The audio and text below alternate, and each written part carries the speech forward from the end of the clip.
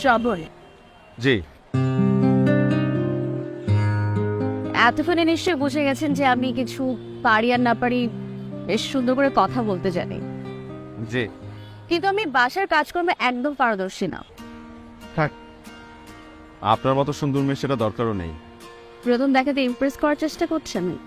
না না, একদম না। আপনার কাছে প্যাড তো আছে লেখার জন্য, হ্যাঁ আছে তো। একটু দেবেন? এখনই বুঝিয়ে বলছি কি করতে যাচ্ছি।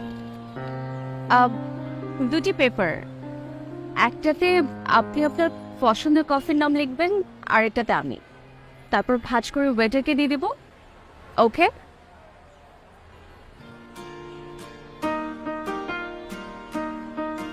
কফির অর্ডার লেখা আছে, আপনি দৌড়ে যেয়ে কাগজ দুটোর ভাঁজ খুলে যে অর্ডারটি আছে সেটা নিয়ে আসবেন। ওকে, ঠিক আছে ম্যাম।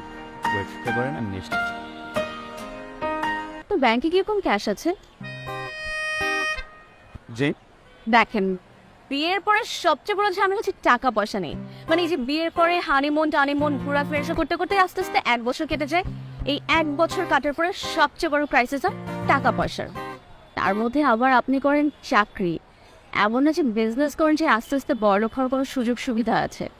আর আপনাকে দেখে একদম মনে হয় না যে আপনি আপনার শ্বশুরের টাকায় বিজনেস করার কোনো মন মানসিকতা রাখেন।